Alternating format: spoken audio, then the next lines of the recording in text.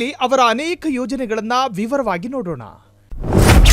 ಮೊದಲಿಗೆ ಕಾರ್ಮಿಕರಿಗೆ ಪರಿಷ್ಕೃತ ಕನಿಷ್ಠ ವೇತನ. ಈ ಕನಿಷ್ಠ ವೇತನ ಕುರಿತು ರಾಜ್ಯ ಸರ್ಕಾರದಿಂದ ಅಧಿಸೂಚನೆ ಈಗಾಗಲೇ ಪ್ರಕಟವಾಗಿದೆ. ಇದು ನಾಡಿನ ಶ್ರಮಿಕರಿಗೆ ಕಾರ್ಮಿಕ ಇಲಾಖೆಯಿಂದ ನೀಡಲಾದ ಭರ್ಜರಿ ಕೊಡುಗೆ ಎಂದರೆ ತಪ್ಪಾಗಲಿಕ್ಕಿಲ್ಲ. ಕನಿಷ್ಠ ವೇತನ ಪರಿಷ್ಕರಣೆಯಿಂದ ನಾಡಿನ ಲಕ್ಷಾಂತರ ಶ್ರಮಯೋಗಿಗಳಿಗೆ ಅನುಕೂಲವಾಗಲಿದೆ. ಇಂತಹ ಕ್ರಮ ಜಾರಿಯಾಗುವುದರಲ್ಲಿ ಕಾರ್ಮಿಕ ಸಚಿವ ಸಂತೋಷ್ ಲಾಡ್ ಅವರ ಒತ್ತಾಸೆ ಮತ್ತು ಪರಿಶ್ರಮವಿದೆ. ಈ ಬಾರಿ ಹೊರಡಿಸಿರುವ ಕನಿಷ್ಠ ವೇತನ ಅಧಿಸೂಚನೆಯ ಮುಖ್ಯ ಅಂಶಗಳೆಂದರೆ ಉದ್ದಿಮೆಗಳನ್ನು ವಿಂಗಡಿಸಿ ಅಧಿಸೂಚನೆ ಹೊರಡಿಸಿರುವುದು, ಕಾರ್ಮಿಕರ ಕೆಲಸ ಮತ್ತು ಅವರು ಹೊಂದಿರುವ ಕುಶಲತೆಯ ಆಧಾರದ ಮೇಲೆ ವೇತನ ನಿಗದಿ, ದಿನಕ್ಕೆ ಮತ್ತು ತಿಂಗಳಿಗೆ ಎಷ್ಟು ವೇತನ ಎಂಬುದಕ್ಕೆ ಸ್ಪಷ್ಟನೆ, ಸಂಘಟಿತ ಮತ್ತು ಅಸಂಘಟಿತ ಕಾರ್ಮಿಕರ ಕ್ಷೇಮಾಭಿವೃದ್ಧಿ ಕಡೆಗೂ ಗಮನ, ಬೆಲೆ ಏರಿಕೆ ಸೂಚ್ಯಂಕ, ಹಣದುಬ್ಬರ, ಜೀವನ ನಿರ್ವಹಣೆ ವೆಚ್ಚ, ಕೆಲಸದ ಲಭ್ಯತೆ ಎಲ್ಲವನ್ನೂ ಗಮನದಲ್ಲಿಟ್ಟುಕೊಂಡು ಪರಿಷ್ಕರಣೆ, ಕಾರ್ಮಿಕ ಸಂಘಟನೆಗಳ ಅಭಿಪ್ರಾಯಕ್ಕೂ ಮನ್ನಣೆ, ಆಕ್ಷೇಪಣೆಗಳಿಗೂ ಅವಕಾಶ.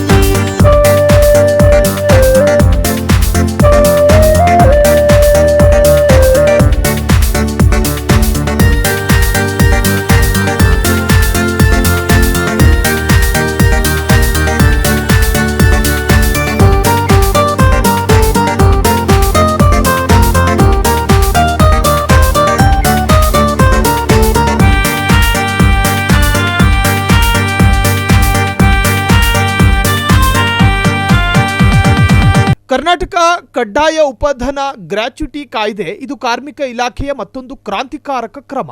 ಕಾರ್ಮಿಕ ಸಚಿವ ಸಂತೋಷ್ ಲಾಡ್ ಅವರ ಮುತುವರ್ಜಿಯಿಂದ ಈ ಕಾಯ್ದೆಗೆ ಒಂದು ರೂಪ ಬಂದಿದ್ದು ಎಲ್ಲಾ ಕಾರ್ಮಿಕರಿಗೆ ಅನುಕೂಲವಾಗಿದೆ. ಈ ಕಾಯ್ದೆಯ ಹಲವು ಅಂಶಗಳಿದ್ದು ಉಪಧನಕ್ಕೆ ಅರ್ಹರಾದ ಎಲ್ಲರೂ ಅದನ್ನು ಪಡೆಯಬೇಕು ಎಂಬುದು ಮುಖ್ಯವಾಗಿದೆ.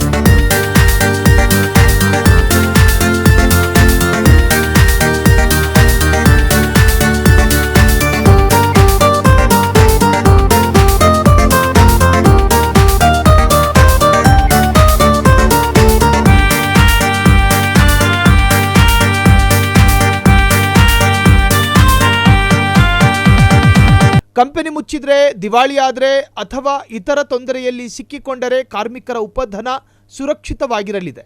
ಸಾಕಷ್ಟು ಸಂಸ್ಥೆಗಳು, ಕಾರ್ಖಾನೆಗಳು, ಉದ್ಯಮಗಳು ನಾನಾ ಕಾರಣದಿಂದ ಮುಚ್ಚಿದ್ರೆ ಅಲ್ಲಿನ ಉದ್ಯೋಗಿಗಳ ಉಪಧನಕ್ಕೆ ಯಾವುದೇ ತೊಂದರೆಯಾಗದು. ಉಪಧನ ನಿಧಿಯ ಭದ್ರತೆ ಇರುವ ಕಾರಣ ನಿಯಂತ್ರಣ ಪ್ರಾಧಿಕಾರದ ಮುಂದೆ ಪ್ರಕರಣಗಳು ಇತ್ತೀಚೆಗೆ ಕಡಿಮೆಯಾಗಿರುವುದು ಈ ಕಾಯ್ದೆಯಿಂದ ಆಗಿರುವ ಮತ್ತೊಂದು ಪ್ರಮುಖ ಲಾಭವಾಗಿದೆ.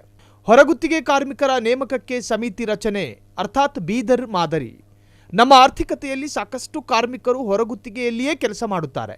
ಇವರಿಗೂ ಈಗ ಒಂದಷ್ಟು ನೆಮ್ಮದಿಯನ್ನ ಕಾರ್ಮಿಕ ಇಲಾಖೆ ನೀಡಿದೆ. ಹೊರಗುತ್ತಿಗೆ ಕಾರ್ಮಿಕರು ಹಲವಾರು ತೊಂದರೆಯಲ್ಲಿ ಸಿಲುಕಿದ್ದರೂ ಹೊರಗುತ್ತಿಗೆಯವರು ಎಂಬ ಒಂದೇ ಕಾರಣಕ್ಕೆ ಉದ್ಯೋಗದಾತರು ಅವರಿಗೆ ತೊಂದರೆ ನೀಡುತ್ತಿದ್ದರು. ಈ ಎಲ್ಲದಕ್ಕೂ ಫುಲ್ ಸ್ಟಾಪ್ ಇಡುವ ಸಮಯ ಬಂದಿದೆ. ಮಾನ್ಯ ಕಾರ್ಮಿಕ ಸಚಿವ ಸಂತೋಷ್ ಲಾಡ್ ಅವರ ಕಾಳಜಿಯಿಂದಾಗಿ ಹೊರಗುತ್ತಿಗೆ ಕಾರ್ಮಿಕರ ನೇಮಕಕ್ಕೆ ಸಮಿತಿ ರಚನೆಯಾಗಿದೆ. ಇದನ್ನು ಬೀದರ್ನಲ್ಲಿ ಪ್ರಾಯೋಗಿಕವಾಗಿ ಅನುಷ್ಠಾನ ಮಾಡಿದ್ದರಿಂದ ಬೀದರ್ ಮಾದರಿ ಎಂದು ಕರೆಯಲಾಗುತ್ತದೆ.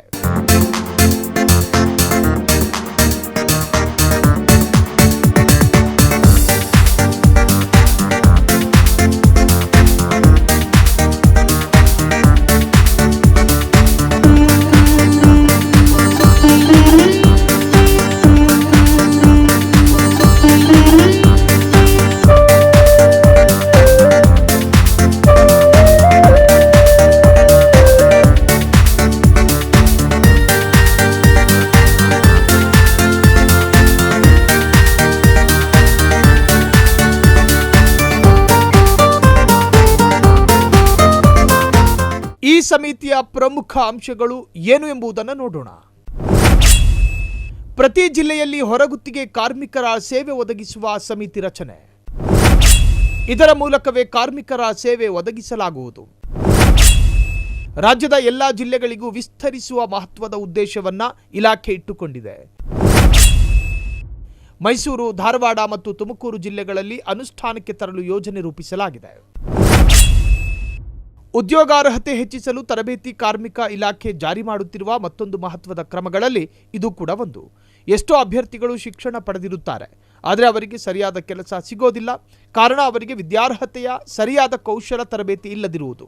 ಇದನ್ನು ತಿಳಿದ ಕಾರ್ಮಿಕ ಇಲಾಖೆ ಈಗ ಆ ಕೊರತೆಯನ್ನು ನೀಗಿಸಲು ಆನ್ ಜಾಬ್ ಟ್ರೈನಿಂಗಿಗೆ ಅವಕಾಶ ನೀಡುತ್ತಿದೆ.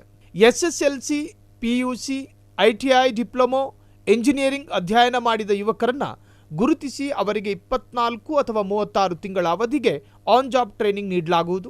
ಕಾರ್ಮಿಕ ಇಲಾಖೆ ನೀಡುವ ಕನಿಷ್ಠ ವೇತನದ ಪ್ರಕಾರ ತರಬೇತಿ ಅವಧಿಯಲ್ಲಿ ಅಭ್ಯರ್ಥಿಗಳಿಗೆ ಶಿಷ್ಯ ವೇತನ ನೀಡಲಾಗುತ್ತದೆ.